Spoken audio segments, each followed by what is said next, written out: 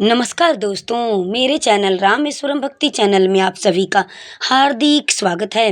दोस्तों, शारदीय नवरात्रि के 5वें दिन की आप सभी को ढेर सारी शुभकामनाएं। माता स्कंद माता सभी देशवासियों को स्वस्थ रखें, निरोग रखें, जो जहाँ रहे वहाँ खुश रहे, ये मेरी प्रार्थना है माता स्कंद माता से। तो दोस्तों, शारदीय नवरात्रि के 5वें दिन माता स्कंद की पूजा की जाती है। स्कंद माता की पूजा का दिन है। तो शारदीय नवरात्रि का 5वां दिन 7 अक्टूबर 2024 सोमवार के दिन है। सूर्योदय का समय रहेगा सुबह 6:24 पर। सूर्यास्त का समय रहेगा शाम को 6:04 पर। ब्रह्म मुहूर्त का समय रहेगा सुबह 4:48 से 5:36 तक। प्रीति योग रहेगा सुबह 6:39 पर। उसके बाद आयुष्मान योग बनेगा। अभिजीत मुहूर्त का समय रहेगा सुबह 11:51 से 12:37 तक। अमृतकाल रहेगा दोपहर 3:03 से 4:48 तक। राहु काल का समय रहेगा सुबह 7:30 से 9 बजे तक। पूजा का शुभ मुहूर्त रहेगा सुबह 5:04 से 6:17 तक। शाम की पूजा का शुभ मुहूर्त रहेगा 6:07 से 7:14 तक। गोधूली बेला रहेगी शाम 6 बजे से 6:24 तक।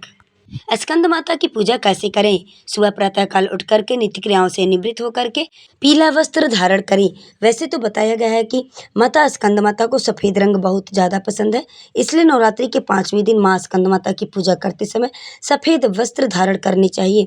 लेकिन सुहागिन स्त्रियों को और कन्याओं को सफ़ेद वस्त्र नहीं पहनना चाहिए। पूजा पाठ में लाल और पीला वस्त्र शुभ माना जाता है, तो उस दिन आप लोग पीला वस्त्र धारण करके स्कंद माता की पूजा करें। माँ स्कंद माता को पीले रंग की चीज़ें भी बहुत ज़्यादा पसंद हैं, इसलिए उनकी पूजा में पीले रंग के फल और मिठाई चढ़ानी चाहिए। माता स्कंद माता को केला बहुत ज़्यादा पसंद है, इसलिए उनकी पूजा में केले का भोग जरूर लगाएं। माता स्कंद माता को कमल का पुष्प बहुत ज़्यादा प्रिय है। स्कंद माता सूर्य की अधिष्ठात्री देवी हैं। माँ स्कंद माता को विद्या और बल के लिए 5 हरी इलायची और लौंग का जोड़ा जरूर चढ़ाएं। स्नान करने के बाद से घर में गंगा जल का छिड़कावा करें। सबसे पहले एक चौकी लगाएं, उस पर लाल या पीला वस्त्र बिछाएं, उस पर स्कंद माता की प्रतिमा या तस्वीर को स्थापित करें। इसके बाद गंगा जल या गौमूत्र से शुद्धिकरण करें। चौकी पर चांदी, तांबे या मिट्टी के घड़े में जल भरकर उस पर कलश रखें।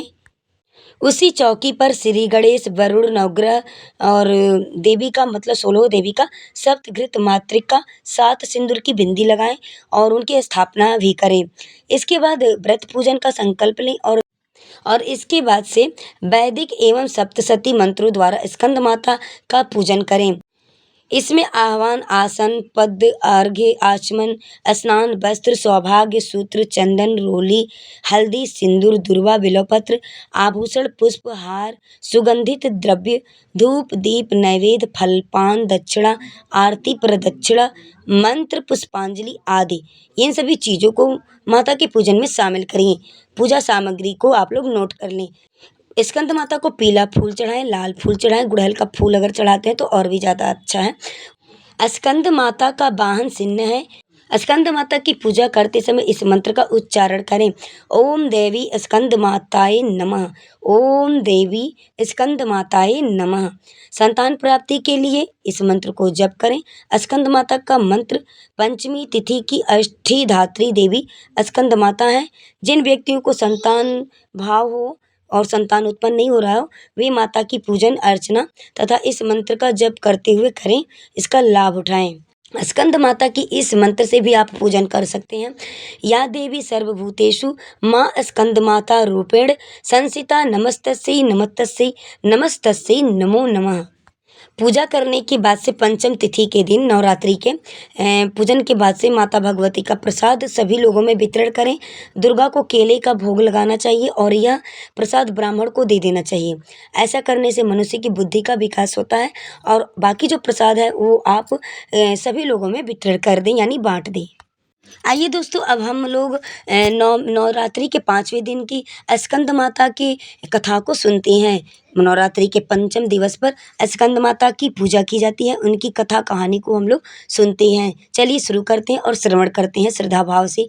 पहाड़ों पर रहकर सांसारिक जीवों में नवचेतना का निर्माण करने वाली स्कंद माता नवरात्रि में 5वें दिन इस देवी की पूजा अर्चना की जाती है।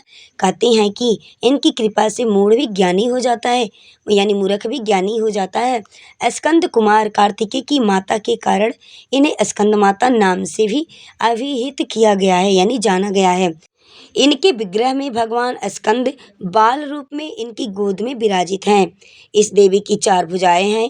ये दाईं तरफ की ऊपर वाली भुजा से स्कंद को गोद में पकड़े हुए हैं। नीचे वाली भुजा में कमल का पुष्प है। बाईं तरफ ऊपर वाली भुजा में वरद मुद्रा है और नीचे वाली भुजा में कमल पुष्प है। इनका वर्णन एकदम शुभ्र है। ये कमल के आसन पर विराजमान रहती हैं, इसलिए इन्हें पद्मासना देवी भी कहा जाता है। ये सिंह का सवारी करती हैं। शास्त्रों में इस देवी का बहुत ज़्यादा ही महत्व बताया गया है। इनकी उपासना से भक्त की सारी इच्छाएं पूरी हो जाती हैं। सूर्य मंडल की अधिष्ठात्री देवी होने के कारण इनका उपासक अलौकिक तेज और कांतिमय हो जाता है। अतः मन को एकाग्र रखकर और पवित्र रखकर इस देवी की आराधना करने वाले साधक या भक्त को भवसागर पार करने में कठिनाई नहीं आती है। इनकी पूजा से मोक्ष या मार्ग सुलभ होता है। यह देवी विद्वानों और सेवकों को पैदा करने वाली है, शक्ति है, यानी नव चेतना को निर्माण करने वाली ये देवी हैं। कालिदास द्वारा रचित रघुवंशम महाकाव्य और मेघ दूत रचनाएं स्कंद माता की कृपा से ही संभव हो पाई थी। तो दोस्तों, नवरात्रि के 5वें दिन स्कंद माता का पूजन किया जाता है और बड़े ही श्रद्धा भाव से इनका पूजा करना भी चाहिए। इनकी आरती करनी चाहिए, इनकी कथा को सुनना चाहिए और व्रत के पूजा के समय संकल्प लेना चाहिए। नवरात्रि के 5वें दिन का संकल्प लेना चाहिए और स्कंद माता के व्रत का संकल्प लेना चाहिए। ऐसा करने से स्कंद माता यश और बल की वृद्धि करती हैं और मनुष्यों की हर कष्ट को दूर करती हैं। तो दोस्तों, अगर हमारी वीडियो आपको अच्छी लगी हो तो चैनल को सब्सक्राइब कर लीजिएगा, वीडियो को लाइक कर दीजिएगा और कमेंट्स बॉक्स में जय माता दी अवश्य ही लिखिएगा। तो दोस्तों, वीडियो में लास्ट तक बने रहने के लिए आप सभी को मेरी तरफ से बहुत बहुत दिल से धन्यवाद।